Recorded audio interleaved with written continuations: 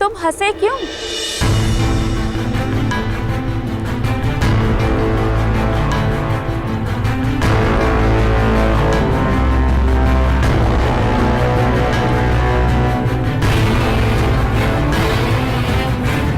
कर्ण, शोर।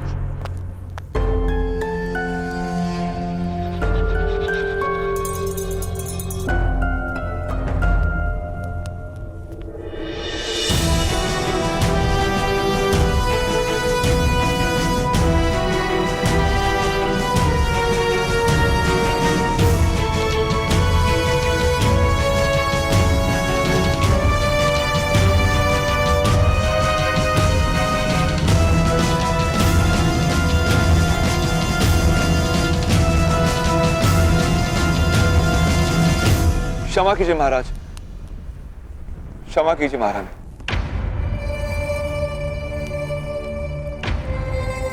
चलो चलो। ठहरिए।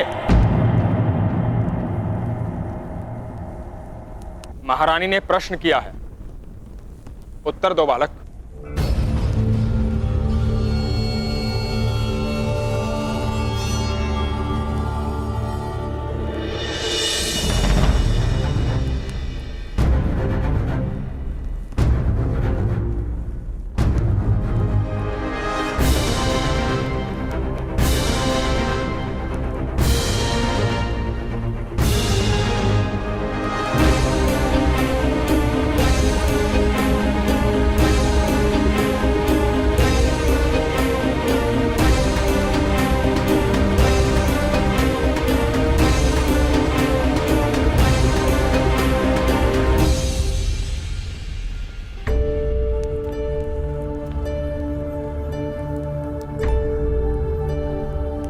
हमारे गांव में एक मध्य महोदय थे। वो सदा कहते थे कि मैंने युद्ध में 100 शत्रु के हाथ काटे और 100 शत्रु के पैर भी काटे। तो मेरे मित्र वास्तव के पिता ने पूछा कि तुमने शत्रु के मस्तक क्यों नहीं काटे? तो मध्य महोदय ने क्या कहा पता है? कि वो तो आराम से ही कटे हुए थे।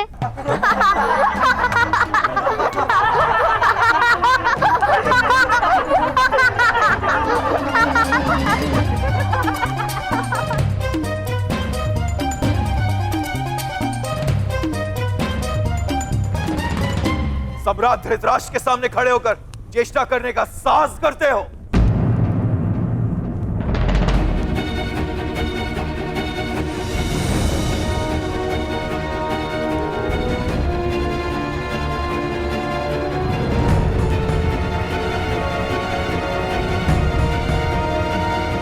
बालक है, उसे हंसने का अधिकार है, किंतु इस प्रसंग का स्मरण क्यों हुआ बालक? क्योंकि ये सज्जन गुफा से बाहर निकले उससे पूर्व मेरे भ्राताश्री ने उन वनवासियों को पराजित कर दिया था।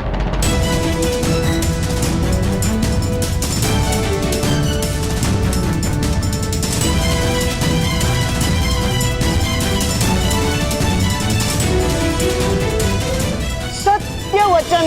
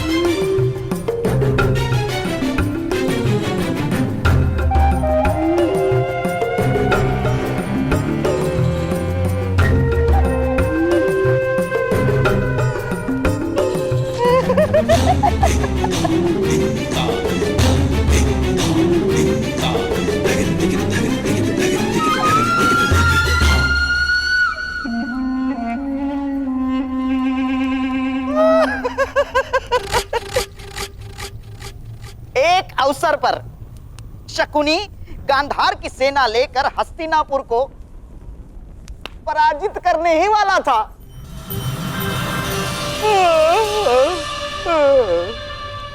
किंतु हमारी निद्रा ही टूट गई।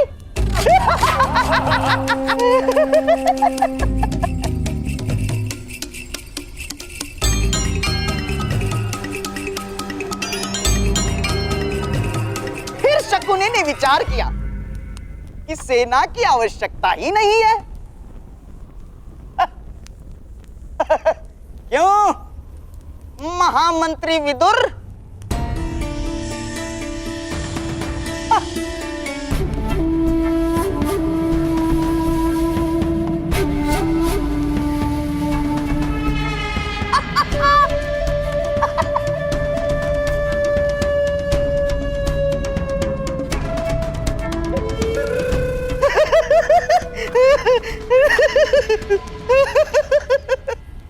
तो बालक, तुम्हारे भ्राताश्री जाग गए। किंतु जो व्यक्ति वास्तव में कार्य कर सकता है उसे स्वप्न देखने की क्या आवश्यकता है?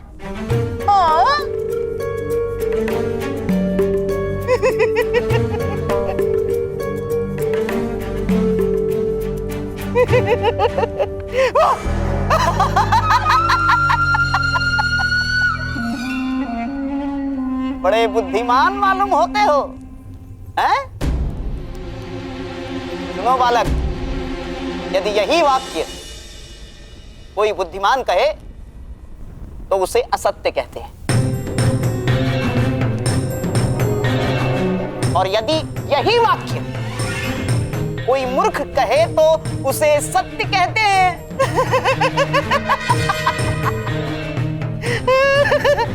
तुम कौन हो, बुद्धिमान कि मूर्ख?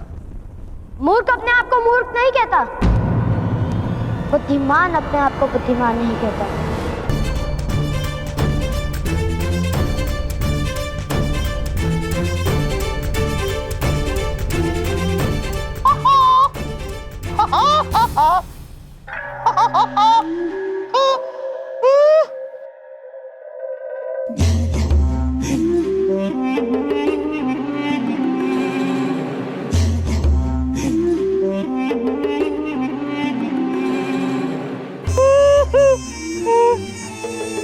क्या यही है तुम्हारे भ्राताश्री? हाँ। तुमने अकेले ने वनवासियों को पराजित कर दिया? जी।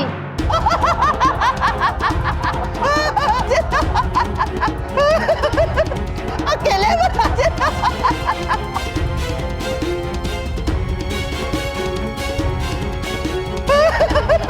अकेले?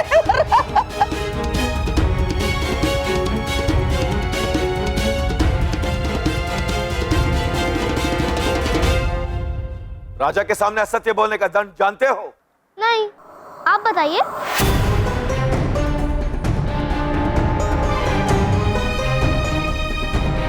आगे आओ बालक। तुमने हमारे सेना नायक पर आरोप लगाया है कि उसने वनवासियों को पराजित नहीं किया। यह भयंकर आरोप है। आगे आओ। क्षमा कीजिए महाराज, क्षमा कीजिए।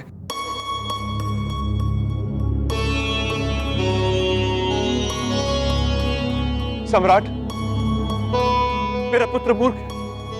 हम हस्तिनापुर प्रथम बार आए। वो नहीं जानते किसके सामने मुंह खोला है उसने। क्षमा कर दीजिए। मौन रहो। आगे आओ बालक।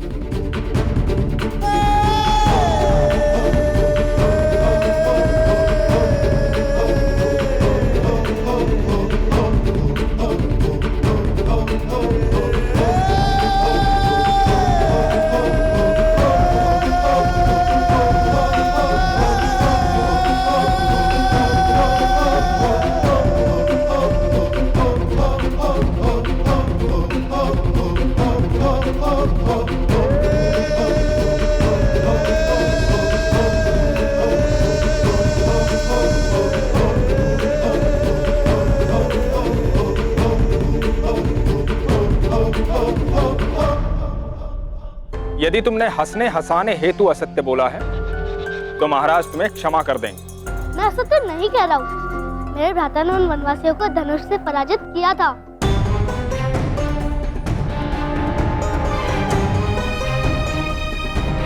क्या तुम्हारा भाई सत्य कह रहा है?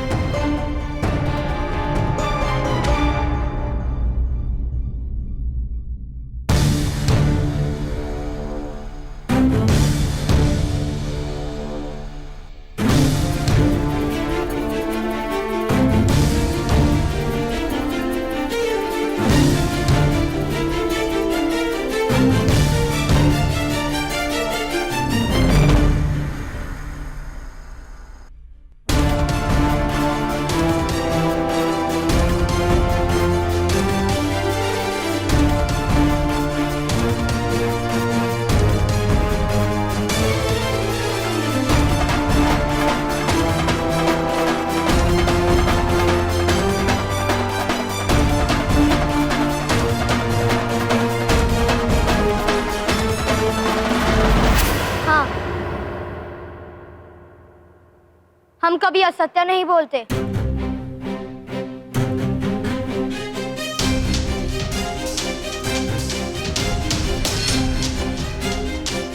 हाँ मंत्री विदुर,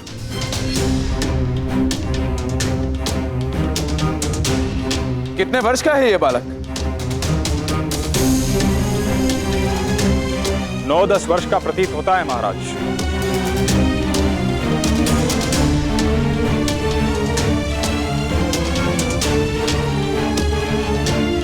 किंतु इसके पिता अवश्य ही क्षत्रिय नहीं है।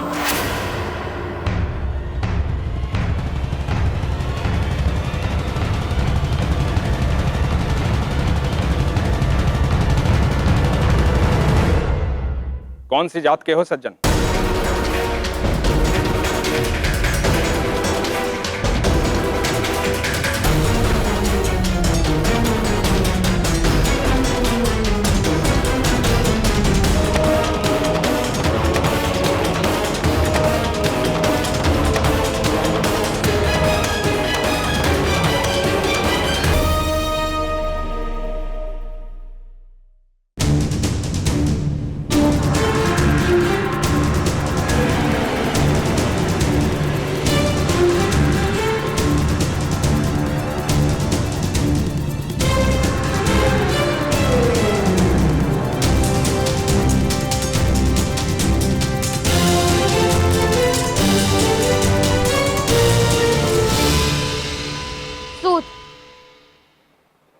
सूत है हम महाराज, सूत है हम महाराज, सूत है हम महाराज।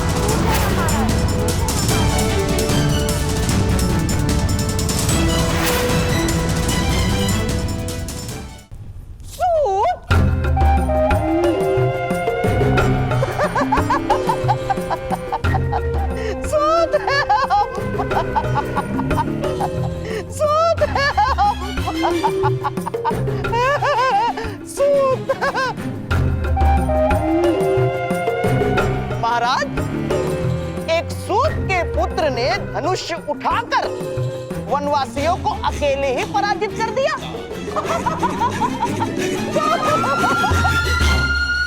ये तो बड़ी आश्चर्य की बात है महाराज, है? इस बालक की परीक्षा तो करनी ही चाहिए।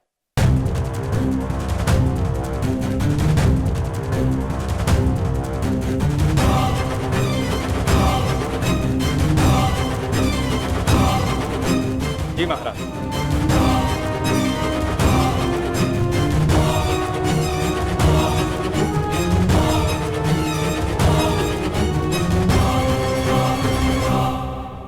सेनानायक मदनजय, अपना धनुष बालक को दीजिए। किंतु महामंत्री विदुर,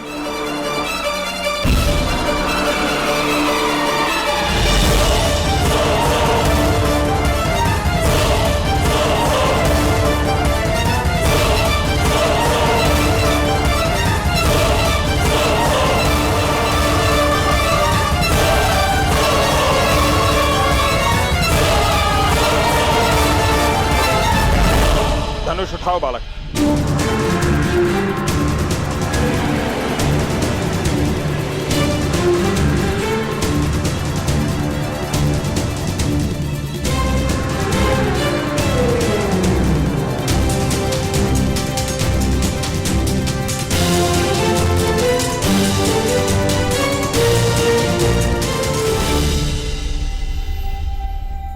कीजिए।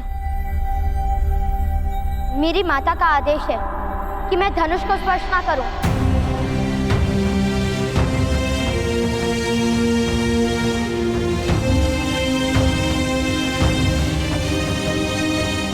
मेरे लिए मेरी माता के आदेश से बड़ा ईश्वर का आदेश भी नहीं।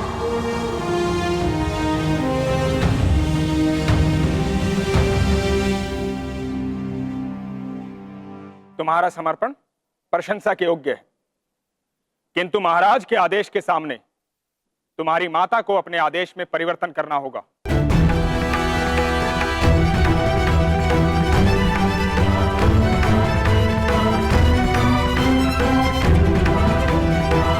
सज्जन, अपने पुत्र को आदेश दो कि धनुष उठाए।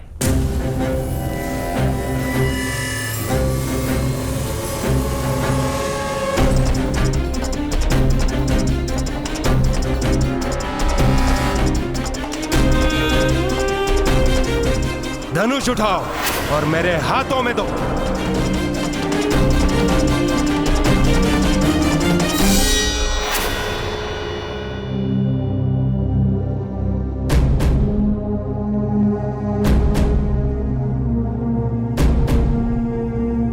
ऐसे ही आदेश से मेरी ताऊ ने धनुष उठाया था, फिर उनका हाथ काट लिया गया था। क्या आप मेरा हाथ काटने की इच्छा रखते हैं? विवाद मत करो, धनुष उठाओ अथवा स्वीकार करो कि तुमने असत्य बोला है।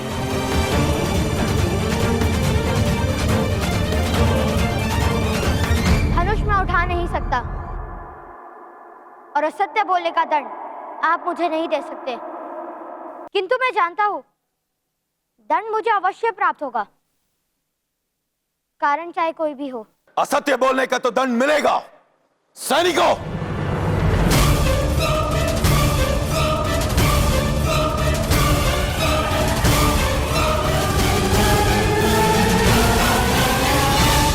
धनुष उठाओ पुत्र करण।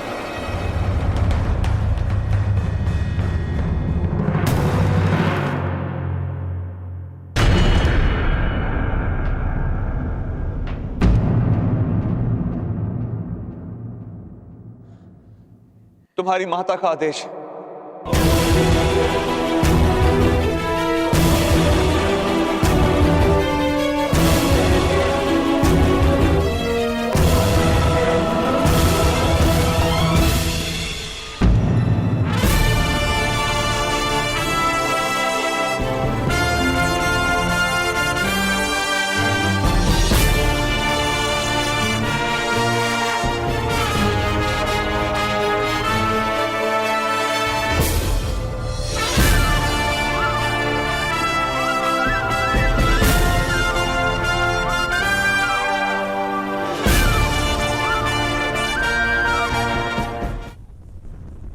धनुष उठाओ पुत्र करण।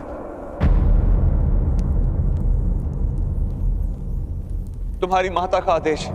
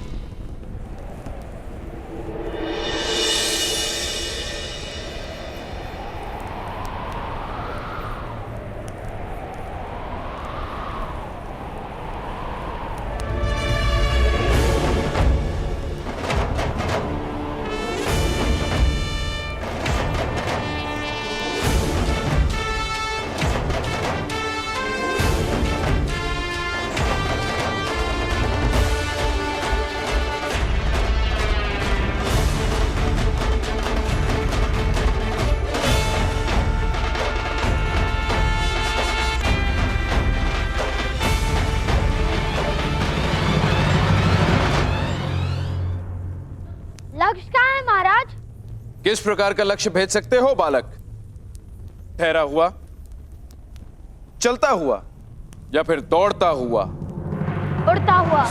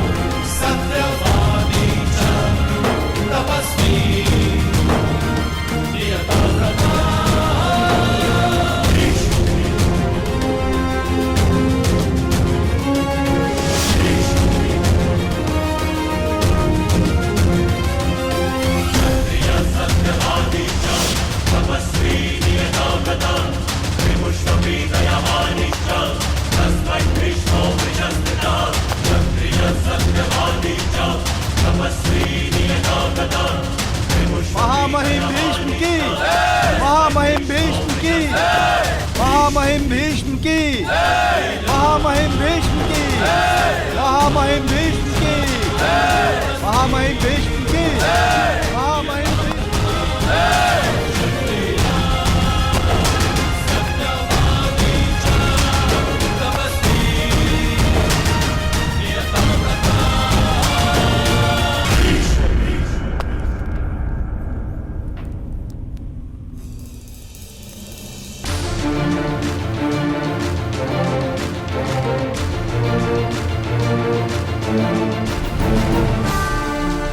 महामहिम भीष्म, एक सूत ने इतने लोगों के सामने धनुष उठाने का अपराध किया है।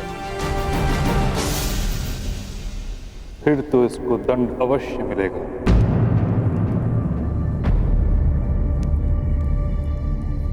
मदनजय,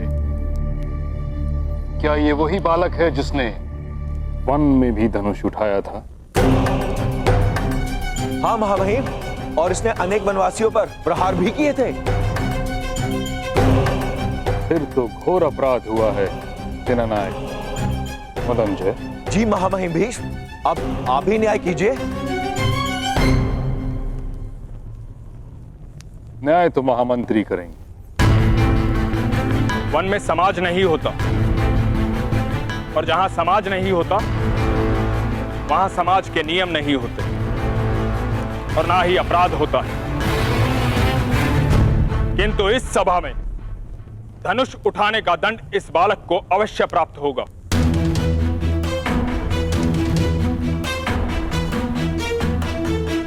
भ्राता विदुर, अगर अनुमति हो तो दंड मैं निश्चित करूंगी।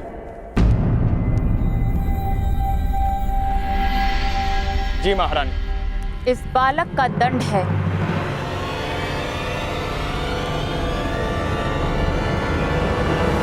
कि आज भोजन में इसे पूरे 7 लड्डू खाने होंगे।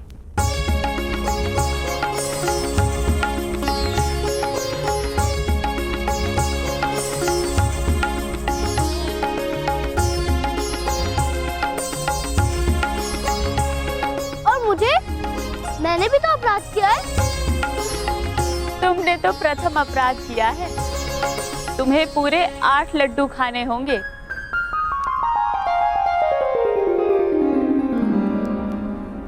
आपको हस्तिनापुर में वास करने की अनुमति है। आप भूगत ग्राम में जाकर बस सकते हैं सज्जन।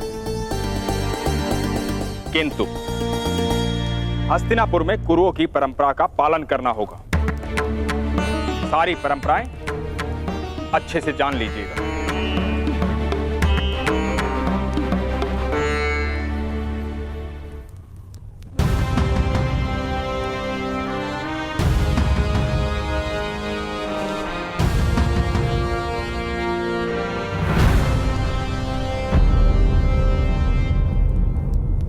पुत्र का कर्तव्य होता है पिता के कर्मों का उत्तराधिकारी बने।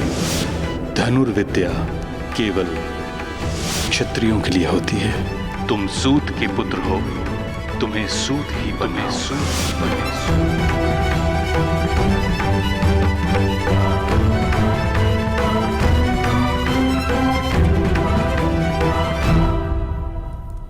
क्या आपको परंपराओं का विस्मरण हो रहा है? कर्ण,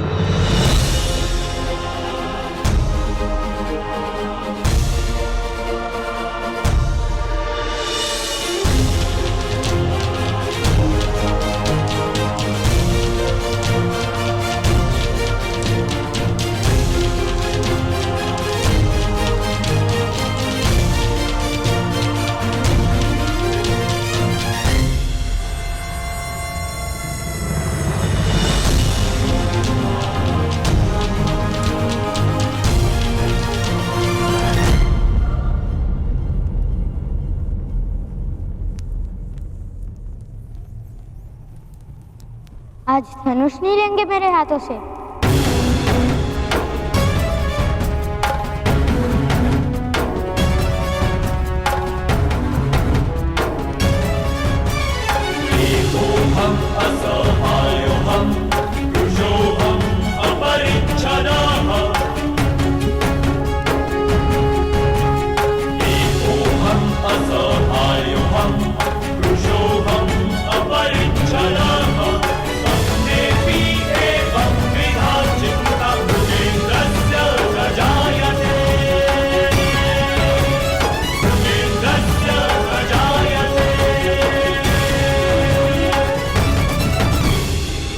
आज के पश्चात तुमसे धनुष लेने की आवश्यकता नहीं पड़ेगी, ऐसी आशा करता हूं।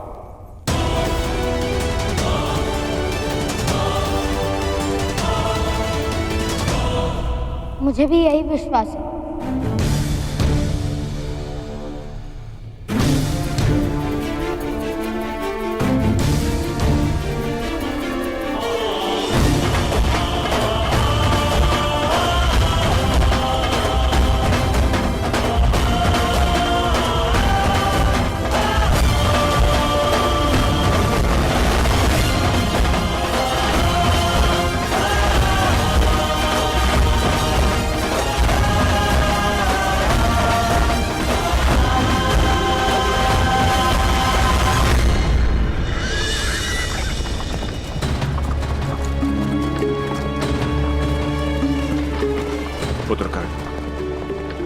हस्तिनापुर की व्यवस्था पर प्रश्न उठाना उचित नहीं था।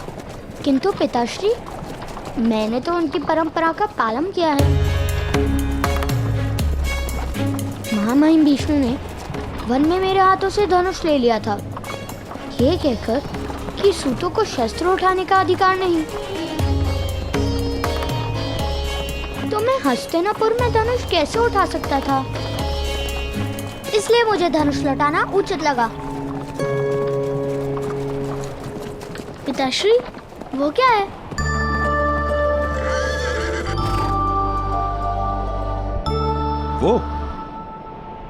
वो भगत ग्राम है पुत्र।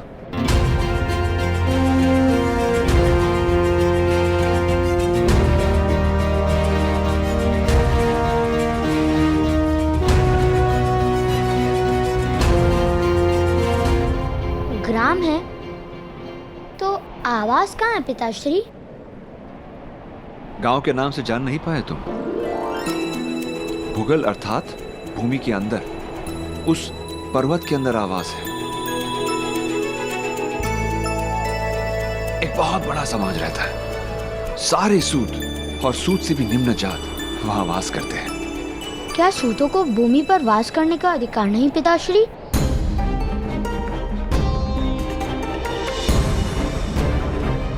क्या वहां से आकाश दिखता होगा?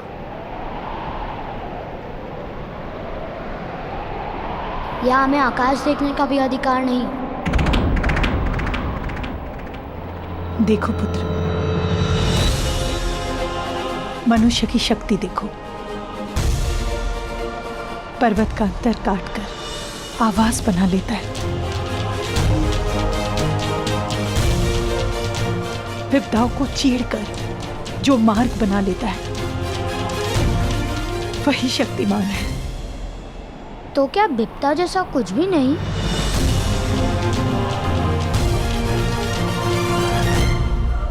यहाँ पुत्र,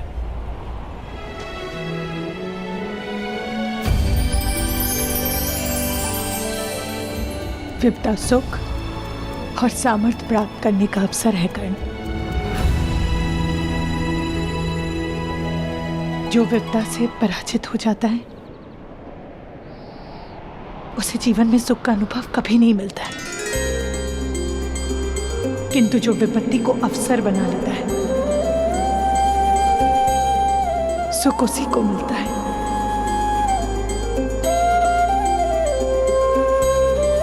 और ये ज्ञान मुझे अभी प्राप्त हुआ।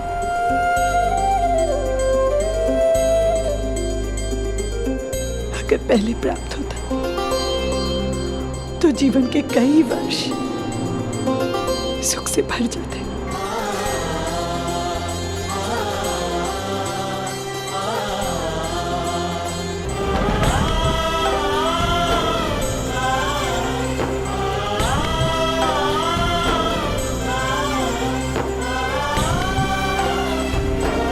चले रहा था।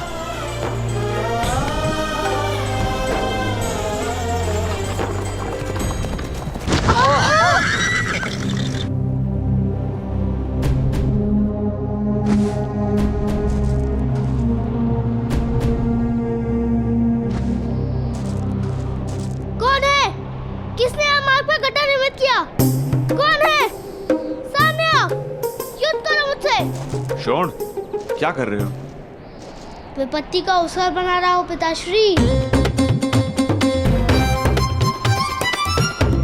प्रथम रथ से वस्तु उतारो, अन्यथा विपत्ति में संपत्ति चली जाएगी।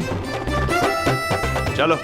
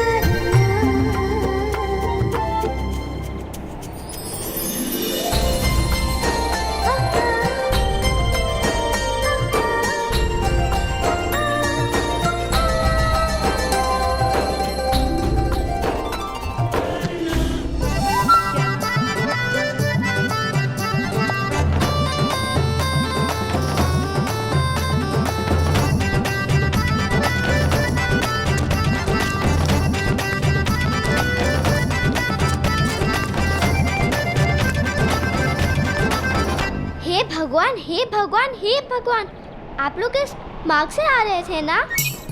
और आपका रथ मार्ग पे ऐसे रुड़क रुड़क के चल रहा था कि वो गड्ढे में गिर गया ना? तुमने किस प्रकार जाना? हमने वहां से देखा कि आपका रथ गड्ढे में गिर गया। आप सब सुरक्षित तो है ना? किसी को कोई घाव तो नहीं हुआ? हाँ, हम सब स्वस्थ हैं। केवल हमारा रथ अस्वस्थ है। जिसने भी एक गड्ढा निर्मित किया है उसके तो प्राण ले लूंगा मैं। विपत्ति को अवसर बनाना जानता हूँ मैं। अवश्य। माता महोदय, आप रहने दीजिए। मेरे मित्र जाके सारी वस्तु निकाल आएंगे।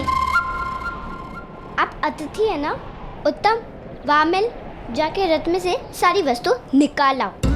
यदि आपको रथ का पहिया बिठाना है तो मेरे पिताश्री बहुत बड़े प्रसिद्ध रथ कर्मी हैं और भुगत ग्राम के सूतों के नेता हैं। शीघ्र ही आकर रथ को ठीक कर देंगे। केवल 2 मुद्रा दाम में लेंगे। उसकी कोई आवश्यकता नहीं है। मैं भी रथ निर्माण करता हूँ, स्वयं कर लूंगा। नहीं नहीं, आपके पास सारे साधन नहीं होंगे। मैं कहूँगी पिताश्री से, अगर 2 मुद्रे अधिक है तो 1 मुद्रा में ही आपका कार्य कर देंगे। मेरे पिताश्री मेरी बात अवश्य मानेंगे। आप स्वस्थ होकर बैठिए।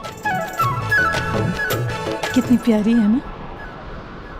क्या नाम है तुम्हारा? वैशाली। और तुम्हारे पिताश्री का? सुदृष्भान।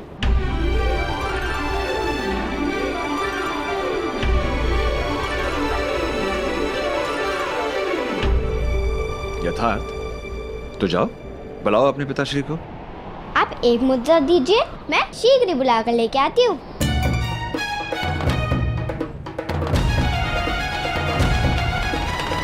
पिताश्री, इससे कार्य मत करवाना। इसने स्वयं गड्ढा निर्मित किया है हमसे धन प्राप्त करने के लिए।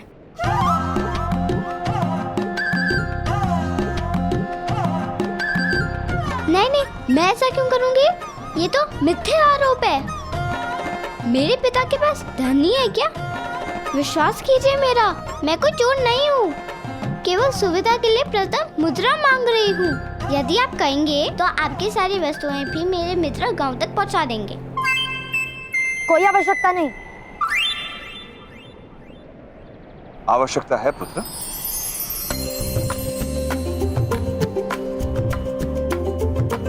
ये लो।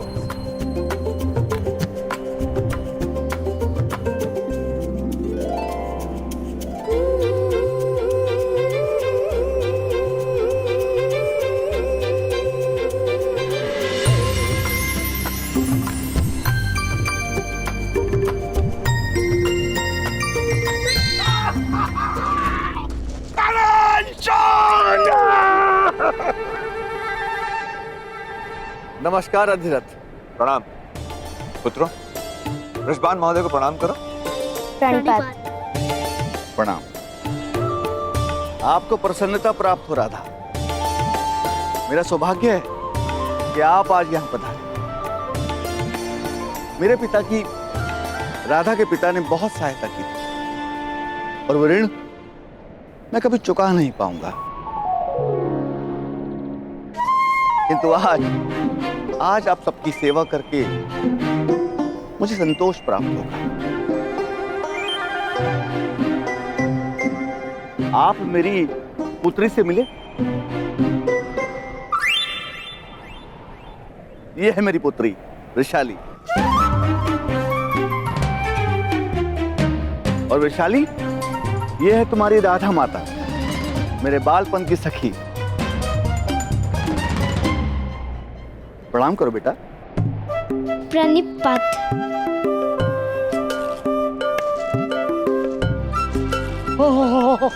ये क्या हुआ? ये लड़की हुई ताऊ। आश्चर्य, यहाँ तो कोई गड्ढा था ही नहीं।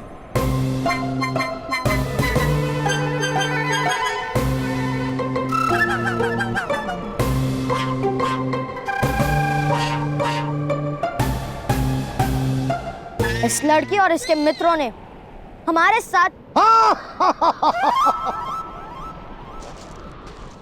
इस लड़की और इसके मित्रों ने तुम्हारी सहायता की है ना?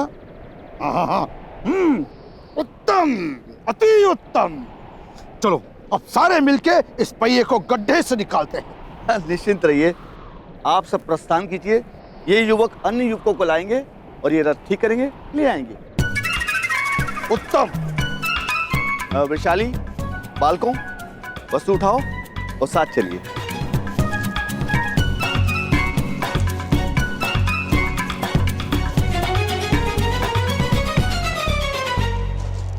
नाम क्या है तुम्हारा? शोन।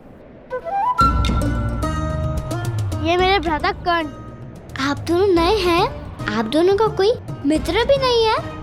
यहाँ के सारे बालक बहुत भयावह हैं। और ये उत्तम प्रतिदिन 2 हत्या करता है।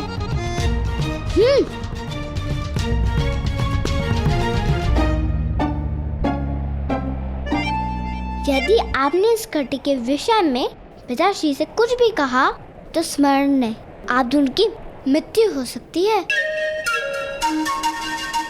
चलो मित्रों, उठाओ सब।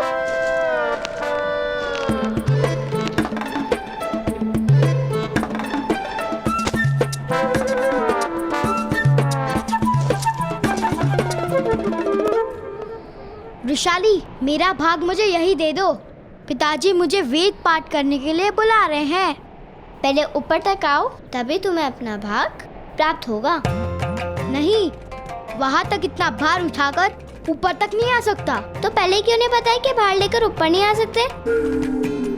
इसे जाने दो, हत्या करने का समय हो रहा होगा।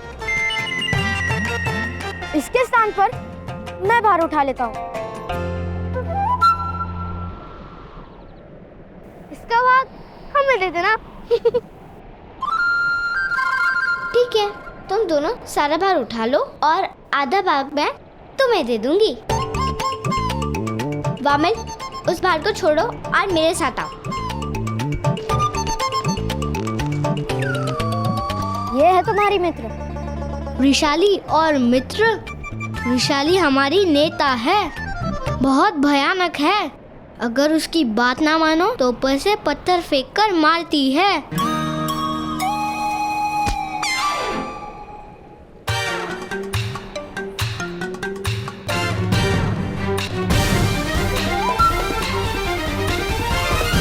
ये तो क्षत्रियों से भी गई हुई है।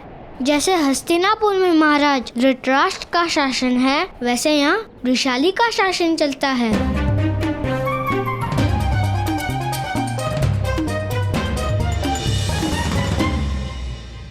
जब से हस्तिनापुर में महाराज पांडु का शासन बदला है, प्रतीत होता है कि पूरे साम्राज्य पर दुर्भाग्य विराजमान हो गया है। महाराज धृतराष्ट्र अयोग्य नहीं है, किंतु उनके अंतर में विष भर दिया गया है। जब महाराजा पांडु और महारानी कुंती का शासन था, तब हमारी स्थिति ऐसी नहीं थी। वो दोनों परंपराओं का वहन करते थे। और महामहिम भीष्म वो हमारे देवता हैं। ऐसा महात्मा पृथ्वी ने आज तक देखा नहीं। उनका परंपराओं में पूर्ण विश्वास है, किंतु जब कोई परंपराओं का लाभ उठाकर अन्याय करता है तो महामहिम निस्सहाय हो जाते हैं। शायद महापुरुषों की यही मर्यादा है। और यहां महारानी गांधारी का भाई आकर बैठा है, गांधार राज शकुनी। हमें उससे भय लगता है। ऐसा प्रतीत होता है कि वो किसी भी स्थिति में पूरे साम्राज्य को नष्ट करने की मंशा लिए बैठा है। किंतु कोई अपनी ही बहन का साम्राज्य क्यों नष्ट करेगा?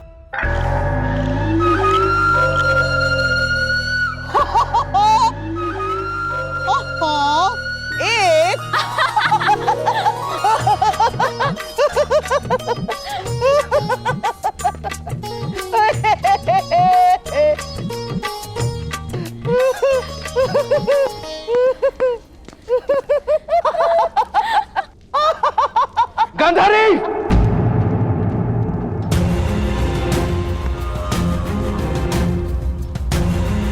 18 महीनों में पुत्र नहीं दे पाई हो तुम मुझे गांधारी। 18 महीनों में एक स्वप्न पूरा नहीं कर पाई हो तुम मेरा। अरे 18 महीनों में एक बार भी मन विचलित नहीं हुआ तुम्हारा। जिस महादेव ने तुम्हें 100 पुत्रों का वरदान दिया है, उस महादेव से प्रश्न पूछने के स्थान पर तुम यहां द्यूत खेल रही हो। महादेव!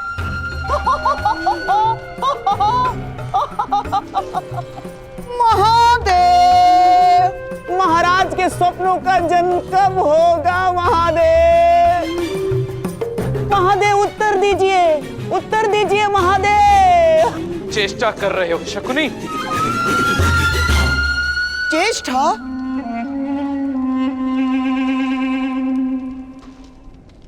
चेष्टा महाराज? नहीं महाराज नहीं। जिस दिन महामहिम ने गांधार से मेरी बहन के लिए आपके विवाह का प्रस्ताव लाया था, उसी दिन से मैंने चेष्टा करना छोड़ दिया है महाराज। चेष्टा करना छोड़ दिया है महाराज। अब तो केवल प्रयत्न करता हूं।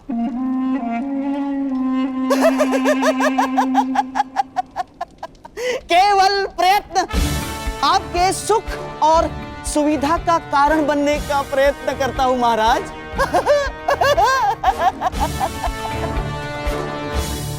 कब होगा मेरा पुत्र गांधारी?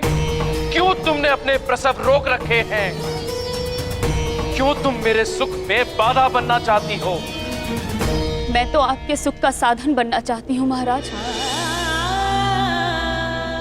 जिस संतान की आप प्रतीक्षा कर रहे हैं, जिस संतान के लिए आपने स्वप्न सजा रखे हैं, उस संतान की एक माता भी प्रतीक्षा कर रही है। यदि मैं अपना गर्भ चीर कर आपको आपकी संतान दे सकती तो अवश्य दे देती, किंतु मैं निसहाय हूँ। आपके प्रश्नों का कोई उत्तर नहीं है मेरे पास महाराज। तो उत्तर ढूंढो गांधारी। मुझे मेरे उत्तराधिकारी की आवश्यकता है। जो सिंहासन मुझे दान में प्राप्त हुआ था, वो सिंहासन मेरे पुत्र को अधिकार में प्राप्त होगा। यदि तुम मुझे पुत्र नहीं दे सकती तो मुझे तुम्हारी कोई आवश्यकता नहीं। मैं तुम्हारा त्याग करके किसी और स्त्री से अपना पुत्र प्राप्त कर लूंगा।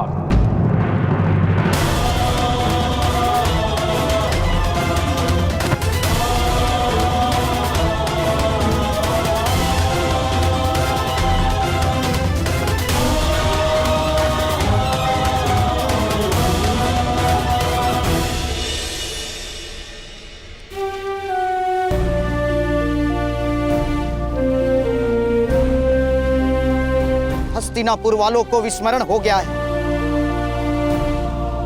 कि वरदान की प्राप्ति तपस्या के बाद ही होती है। हस्तिनापुर वालों को वरदान की अपेक्षा है, तपस्या का बल नहीं।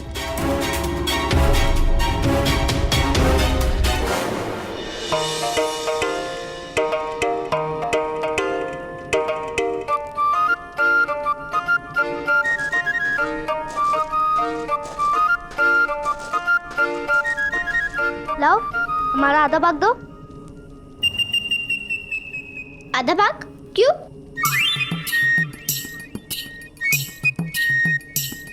तुमने तो कहा था कि हम सामान ऊपर लाएंगे, तो तुम हमें आधा भाग दोगी। दो अवश्य मिलेगा, किंतु तुम्हें पता नहीं है, यहाँ हस्तिनापुर में किसी को भाग मिलता नहीं है, बल्कि छीनना पड़ता है। भ्राताकर्ण, यदि भाग मांगने से ना मिले तो उसे छीन लेना ही उचित होता है।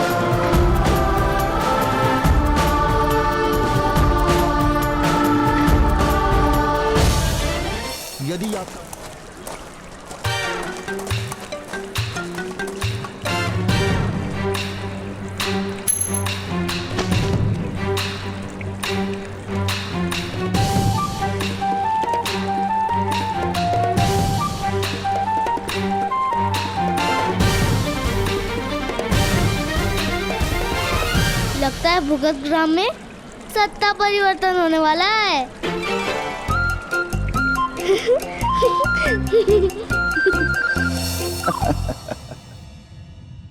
अधिरथ महोदय, हम जैसे दरिद्र लोग संबंधों में विश्वास रखते हैं और जिनके पास सत्ता होती है उन्हें संबंधों से क्या, वे लोग सत्ता में ही तृप्त रहते हैं। यार छोड़िए, हमें इनसे क्या, हम बड़े लोगों की बड़ी बातें। पगड़ी जितनी बार बदलती है उतनी ही बार बालों की व्यवस्था बदलती है। इसीलिए ईश्वर ने बालों को लचकीला बनाया होगा ताकि पगड़ी बदले तो बाल ना टूटे। इसी तरह हम निम्न जाति के लोग, सूत जाति के लोग लचकीले रहेंगे और जब तक हम राजा के अनुकूल रहेंगे तब तक जीवित रहेंगे। किंतु अंत में तो सारे बाल झड़ जाते हैं ना?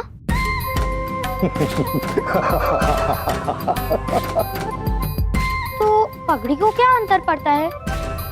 बहुत बुद्धिमान हो तुम वैशाली।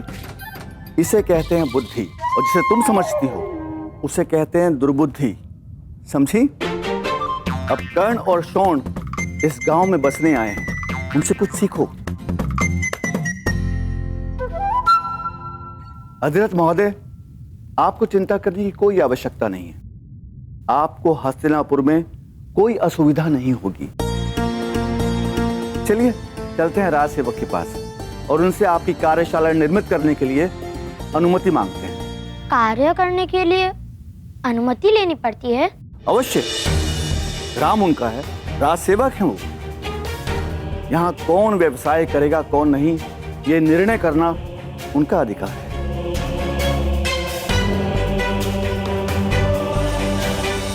यदि आपका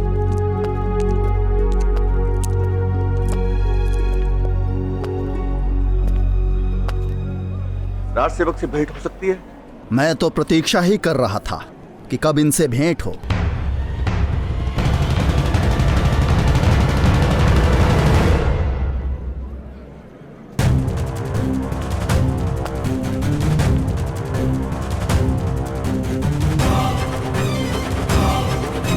क्योंकि ये सज्जन गुफा से बाहर निकले उससे पूर्व मेरे भ्राताश्री ने उन बनवासियों को पराजित कर दिया था। हाँ, हम कभी असत्य नहीं बोलते। आपका स्वागत है इस गांव में। कहिए सूत महोदय, क्या आशा लेकर पधारे हैं? रक्षक महोदय, हम महामंत्री की आज्ञा से आपके गांव में निवास करने वाले हैं। आपका इस गांव पर अधिकार है। हमें रथ निर्माण करके बेचने की अनुमति दीजिए कृपा करके। राजसभा में हमारा सम्मान होने वाला था। दूर वारणाव्रत नाम का एक नगर है, वहां के नगर रक्षक के पद पर हमारी नियुक्ति होने वाली थी, किंतु किसी कारण से हमें दंड मिला और इतना बड़ा सम्मान चला गया। नगर रक्षक का पद हाथ से चला गया और हम इन्हीं सूतों और लोहारों के गांव में बंदी बनकर रह गए।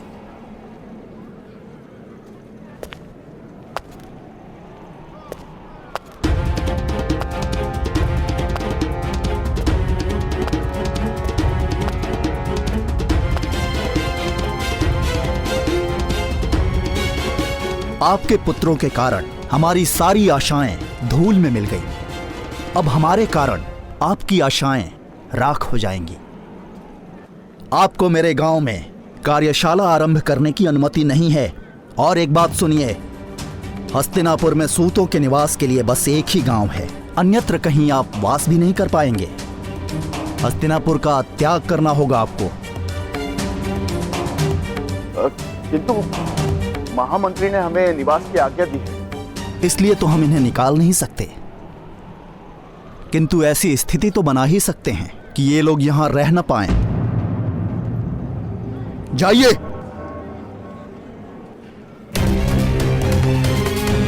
ठहरिए, एक मार्ग है यहां रुकने का। यदि आपका पुत्र हमारा दिया हुआ दंड भोग ले तो हम आपको कार्य करने की अनुमति दे सकते हैं। सुन लो सूतों, इस गांव की सीमा पर एक पाताल कूप है।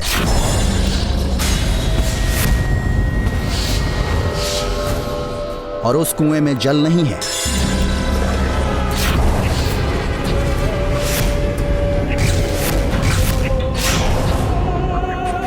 अपराधियों को उस कुएं में डाल दिया जाता है और जो अपराधी उस कुएं से स्वयं निकल आता है उसके अपराध क्षमा कर दिए जाते हैं। वैसे उस कुएं से आज तक कोई बाहर नहीं निकल पाया है। तुम्हारे पुत्र को उस कुएं में डाला जाएगा कल प्रातःकाल।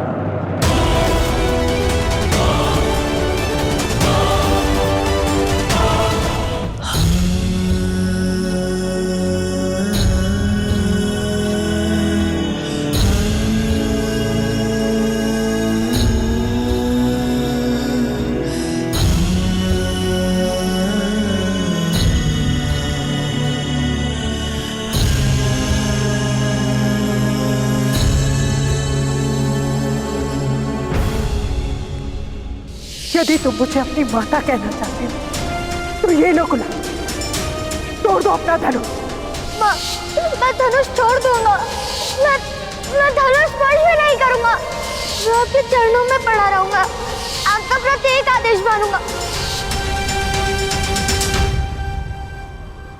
पुत्र कर्ण,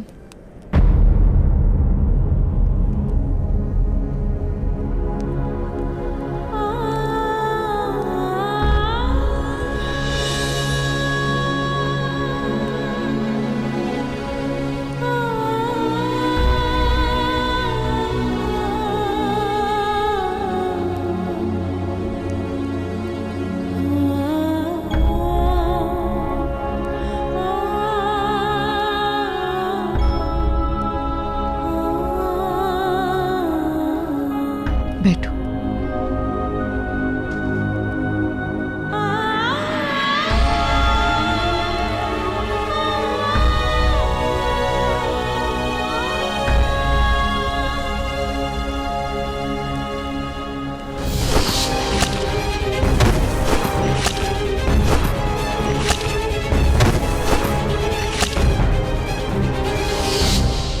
तुमने इसी धनुष से मेरी रक्षा की है ना? हाँ माता, और इसी धनुष के कारण मैंने आपका वचन तोड़ा था। मुझे क्षमा कर दीजिए, मुझसे भूल हो गई। नहीं पुत्र, भूल तुमसे नहीं, मुझसे हुई। तुमसे वो वचन लेना ही भूल था। तुम्हें तुम्हारे सबसे बड़े सुख से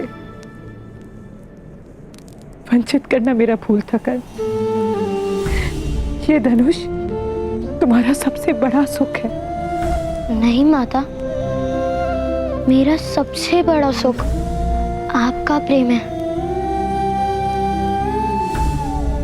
और आपने जीवन भर मुझे वो प्रेम प्राप्त करने का अवसर दिया है।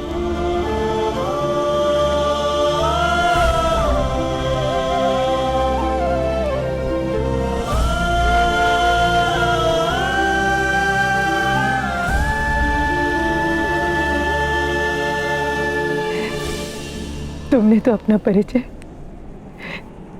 राधे के नाम से दे दिया, तो मुझे तुम्हारी माता को जीवन भर उस श्रेणी तक पहुंचने का प्रयत्न करना पड़ेगा।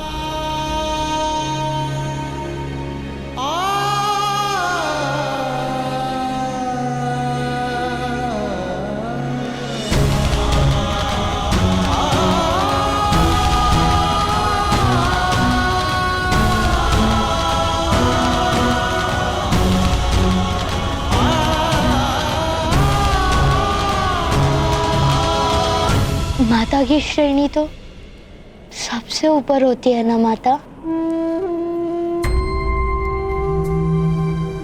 आप अपनी श्रेणी से क्यों उतरेंगी? मैं अपनी श्रेणी उठाने का प्रयत्न करूंगा।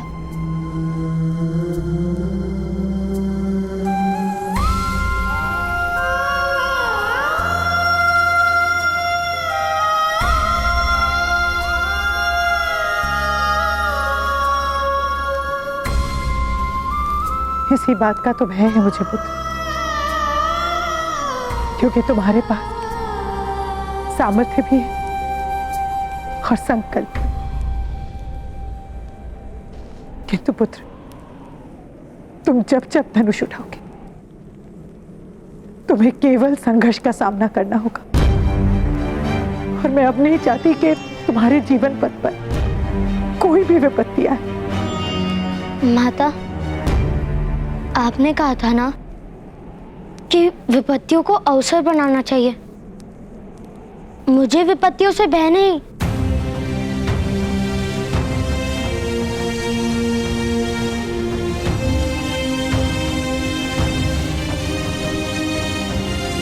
जानती हूं तुम्हें किसी से भय नहीं,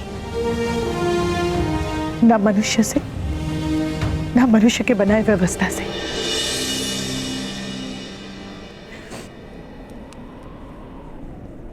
पुत्रकर्ण, मैं तुम्हें मेरे दिए हुए वचन से बंधन मुक्त करती हूं।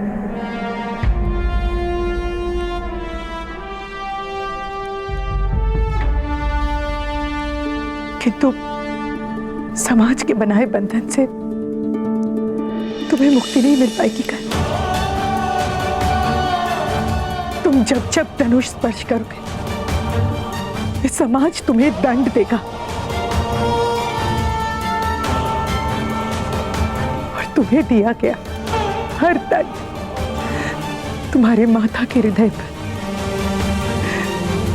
लगा घाव होकर। तुम्हारे पुत्रों को कोई दंड दे सके, ऐसी स्थिति वो उत्पन्न ही नहीं होने देगा। और यदि कोई दंड भोगना भी हो तो वो तुम्हारा पुत्र स्वयं निश्चित करेगा।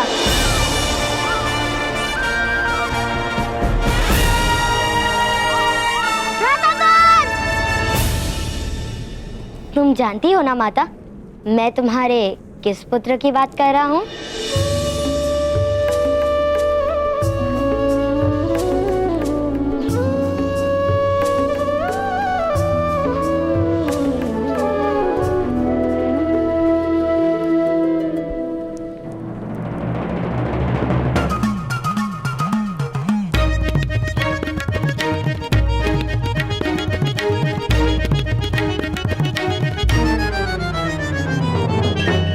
मुद्रा का है, या तो मुद्रा दो या तो मृत्यु के प्राप्त हो जाओ।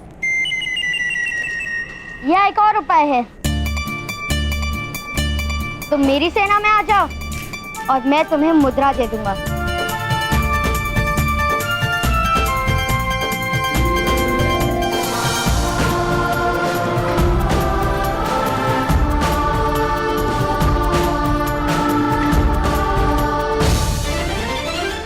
में केवल एक ही सेनानायक है और वो है वैशाली।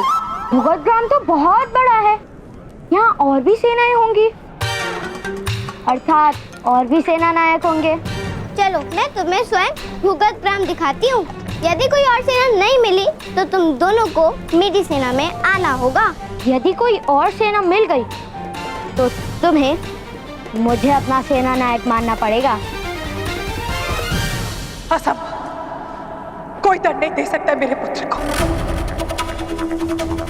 इस छोटे से जीवन में जितने दंड भोगने थे भोग लिए उसने। उसके माता ने भी दंड दिए उसे आज तक।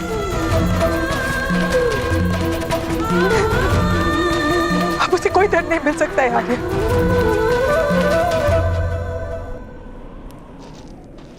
उसे कोई दंड नहीं दिया जाएगा राधा।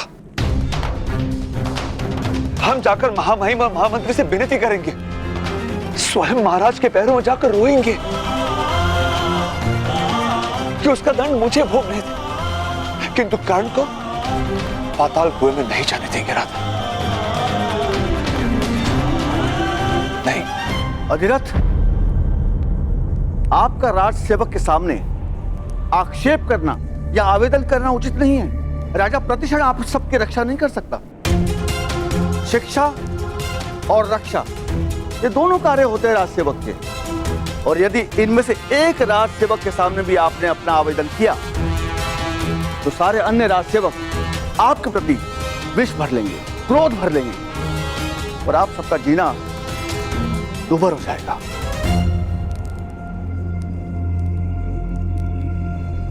तो क्या करे भ्राता विश्वान, अपने पुत्र को मृत्यु दंड भोगने दे। कैसा समाज है ये, कैसे लोग हैं ये, जो एक नीचे जात के लोगों के समग्र जीवन को कारागार बना देता है। क्या कोई मार्ग नहीं? वो मार्ग है जो विकट मोहल्ले के पास जाता है। पूरा लोहार समाज वहीं पर निवास करता है। विकट मोहल्ले लोहे के विविध यंत्र निर्मित करते हैं। किसी ने भी उनके यंत्रों को स्पर्श भी किया तो उसकी नाक काट देते हैं। बड़ी भयानक है वो। तुम्हारी नाक कटवा लो, मुख्य प्रमाण में ठीक हो जाएगी। मेरी नाक ठीक है और विकट मोहल्ले मेरी नाक नहीं काटेंगे क्योंकि वो मेरे मित्र हैं।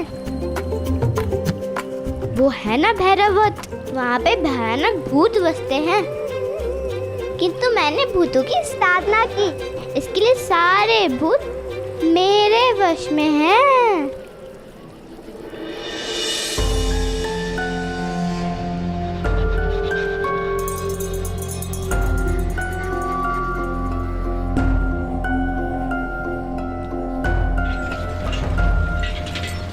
वृषाली, वो क्या हो रहा है? लोहार समाज हमारे कुएं से जल प्राप्त करने के लिए हमें धन देता है। क्यों? उनके पास अपना जल स्थान नहीं था किंतु सूख गया। अब इन लोगों को हमारे जलाशय से पानी लेना पड़ता है और कहीं से जल लेने की अनुमति नहीं है। यहाँ जल के लिए भी अनुमति लेनी पड़ती है, तो क्या श्वास लेने के लिए भी अनुमति लेनी पड़ती है? तुम दोनों को तो अवश्य लेनी पड़ेगी। मेरी अनुमति के बगैर भुगत ग्राम में पक्षी भी पंख नहीं मारता।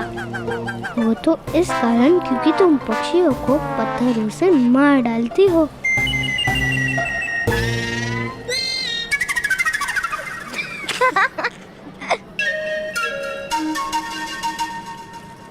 तो देख लिया हमारा गांव, मिला कोई सेना नायक। इसके लिए कहती हूँ, अगर मेरी सेना में रहोगे तो सुख से रहोगे, अन्यथा तुम दोनों की मृत्यु भी हो सकती है। मृत्यु? अन्य और कोई मार्ग नहीं। भ्राताश्री, तुम जो जीवन जी रहे हो वो मृत्यु से भयानक नहीं। है कि छाए में रहना मृत्यु नहीं तो क्या है?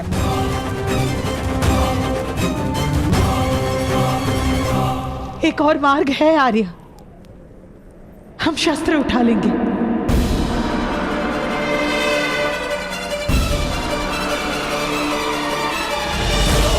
अपने पुत्र की रक्षा हेतु।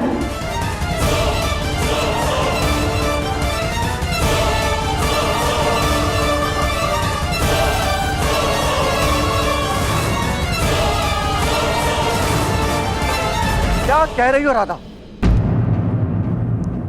शस्त्र कौन उठाएगा? सारे सूत समाज को मृत्यु दंड मिलेगा। तो क्या एक निर्दोष बालक की मृत्यु देखने के पश्चात किसी को जीवन में सुख मिल सकता है? मैं अपने प्राण दूंगा किंतु समाज नहीं देगा। मनुष्य की प्रथम इच्छा होती है उसका जीवित होना। आपके पुत्र की दुर्दशा पर सब आंसू तो बहाएंगे किंतु शस्त्र कोई नहीं उठाएगा। ये संभव नहीं है राधा। हम सब तो शस्त्रों से मर जाएंगे किंतु उसके पश्चात कर्ण जीवित रहेगा। क्या होगा उसका? कौन देगा उसे आसरा? उसे भोजन कौन देगा? नहीं राधा, जब तक कर्ण युवान नहीं होता हम मर भी नहीं सकते।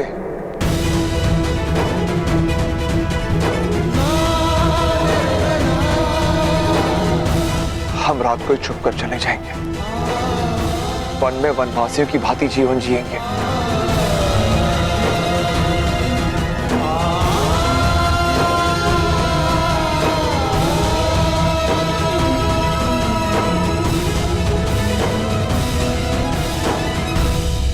वन के वनवासी भी भ्रातृश्री को पराजित नहीं कर पाए।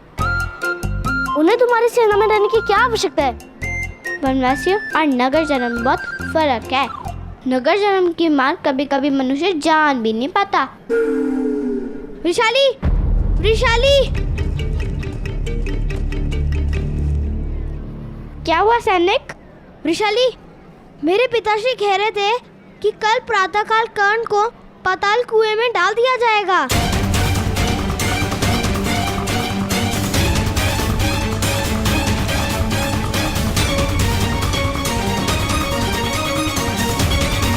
पाताल कुएं में? क्यों? क्योंकि कर्ण के कारण राजसभा में ग्राम रक्षक महोदय का अपमान हुआ था, इसलिए उसे दंड दिया जा रहा है। यदि कर्ण ने दंड नहीं भोगा तो उसके पिता को धन प्राप्ति के लिए कार्य करने की अनुमति नहीं दी जाएगी। पाताल कुआं बहुत भयानक है।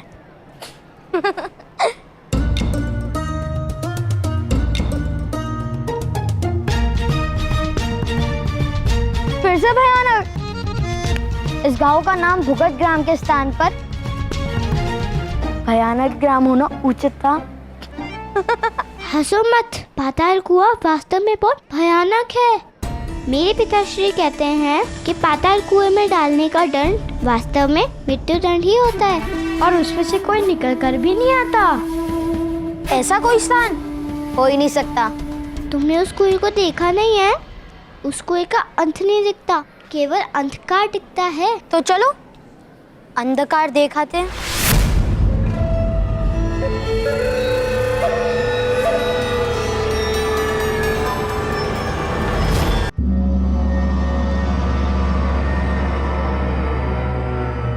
आओ ना, भयभीत क्यों हो रहे हो?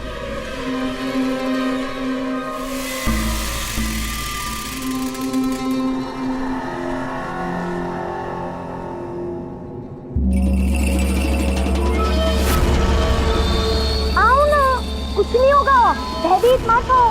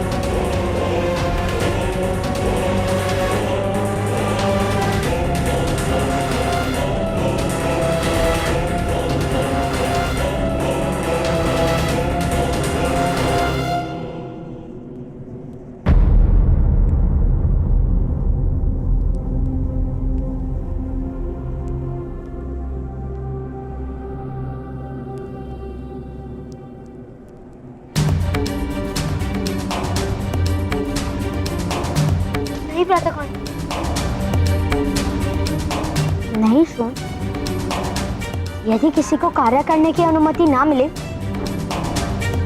तो वो बहुत बड़ा अपमान होता है।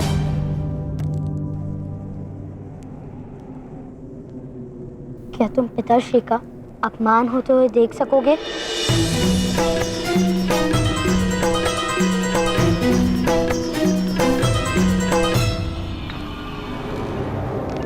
आदेश दीजिए सेनानायक।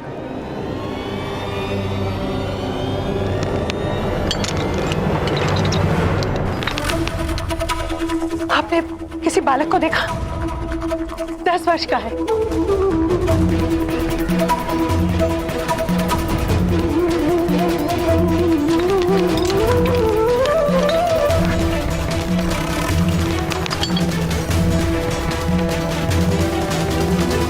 यहाँ धन्यवाद।